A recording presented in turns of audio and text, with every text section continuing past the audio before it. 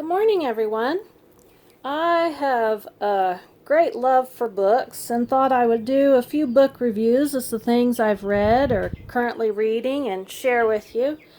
And I thought, what better place to start than with my own husband's lab manual, his Introduction to Herbalism. So I just wanted to share a little bit out of this book here with you. Let's see. I think I'll start, it's kind of hard to see, but by reading the back page to you, which he has some excerpts from E.G. White. And the first one says, God has caused to grow out of the ground herbs for the use of man. And if we understand the nature of these roots and herbs and make a right use of them, there would not be the necessity of running for the doctor so frequently, and people would be in much better health than they are today. I believe in calling upon the great physician when we have used the remedies I have mentioned. And then the second quote here says, the Lord has provided antidotes for disease in simple plants, and these can be used by faith, with no denial of faith. For by using the blessings provided by God for our benefit, we are cooperating with Him. He can use water and sunshine and the herbs which He has caused to grow in healing maladies brought on by indiscretion or accident. We do not manifest a lack of faith when we ask God to bless His remedies. True faith will thank God for the knowledge of how to use these precious blessings in a way which will restore mental and physical vigor. The body is to be carefully cared for, and in this the Lord demands the cooperation of the human agent. Man must become intelligent in regard to the treatment and use of brain, bone, and muscle. The very best experience we can gain is to know ourselves. Let the soul be cleansed from all impurity. Then will be seen the necessity of reform in many other respects in order that the high standard of virtue and holiness may be reached. So I thought I'd show you a little bit what's inside. Let's see. We've got the preface. I'll share a few things out of this for you. It said, this book was created to become a resource for a 12-hour introductory herb course, which I taught in the winter of 2014. Over a period of 5 days, approximately 30 interested persons became students of our first class. We used Back to Eden, an excellent book by Jethro Kloss, as our textbook. Since then, there has been some request for the lab manual apart from the class. I have made it available in a small degree, and this interest has convinced me that I need to include with it some explanatory information. This will hopefully make it more useful in a context where I am not able to explain its features and my purpose and its organization. So anyway, if you read that, he kind of explains how it's put together and what he had in mind when he was sharing with his students. And then we'll read a little bit of the introduction here. The plan of this book is to provide several references which cover a short list of herbs, which will cover the majority of cases. By working from only a short list with a very few herbs, we can get the idea of how to evaluate sources without the overwhelming weariness that can come from trying to do too much at once. It is also a principle in herbalism that it does not take much variety to cover many, if not most, situations. This idea is based on two things. First, God provides His blessings to all.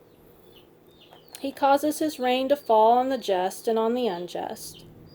Even so, herbs for healing must be available to all. Therefore, it must not be necessary to bring them from the other side of the world to be of benefit. Neatly in harmony with this idea is a quotation from the Standard Guide to Non-Poisonous Herbal Medicine, with this quote by Jethro Kloss. This article, cayenne, along with lobelia, some good astringent, such as bayberry or sumac leaves, a good bitter, a mucilage, a good sudorific, and the vapor bath must ever constitute the basis of the most effective medicine. We want to work with a short list of herbs that cover a wide enough spectrum of properties to form that basis of the most effective medicine. And so you can see his list of herbs here that he covered in his class. He used aloes, anise, cayenne, dandelion, golden seal, lobelia, marshmallow, mullein, myrrh, stinging nettle, peppermint, and plantain. So anyway, there's the contents. There's several sections here. There's a nice section where he provided for students to take notes of the things they were learning and their recipes.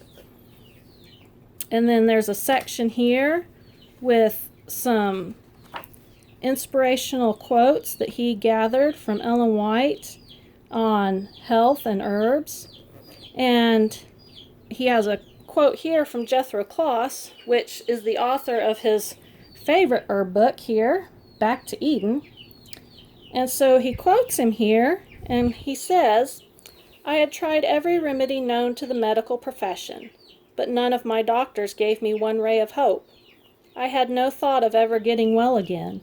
I had made my will and was not looking for any further help from the medical profession.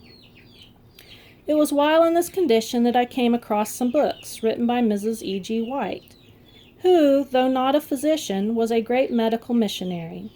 In those books I found statements like these: 9 out of every 10 could get well if they would use simple God-given means. Do not eat food robbed of its life-giving elements. Do not eat food that makes you sick." This was an entirely new line of thought to me. Up to that time I had never heard such things mentioned. So anyway, that's kind of an introduction to this section.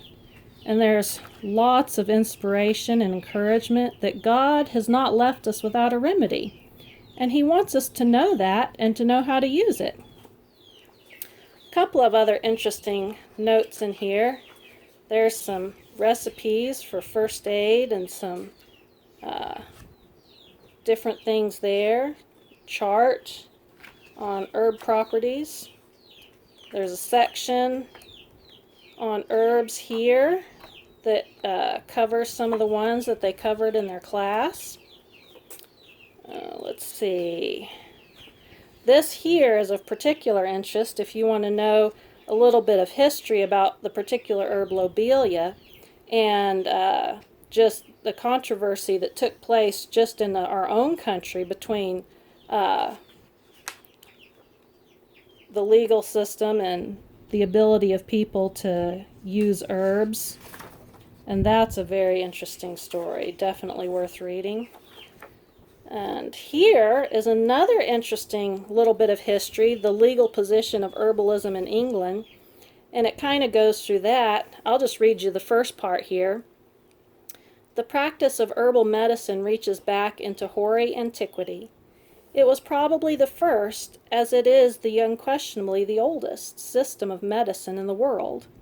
It attained a high degree of efficiency amongst the ancient Greeks and Romans, and was the only system practiced in the Middle Ages up to the time of the introduction of mineral medicines by Paracelsus at the beginning of the 15th century. It is clear, therefore, that if length of usage ever constituted a valid title to any practice, no practice can produce so strong a title as that of the ancient practice of herbalism, and that herbalists may claim a perspective or common law right of practice which cannot be justly taken from them by any enactments of Parliament. In modern times, however, the medical descendants of Paracelsus, commonly called the regular doctors, after having succeeded in getting Parliament to incorporate their colleges and to grant them a system of registration, have ruthlessly set themselves to suppress the ancient calling of the herbalist in order that they may enjoy a monopoly of medical business. To thoroughly understand the legal position of herbalism in England, therefore, it will be necessary to briefly outline the legal history of medicine generally. So that's just really some interesting history there. And we can see that a similar history somewhat has taken place in America. There's a monopoly on medicine. In the back here, he's gathered some science journal articles that are very interesting for those that like to look at it from the scientific perspective. of some different herbs that have been studied. The first one here is anti-influenza virus effect of aqueous extracts from dandelion.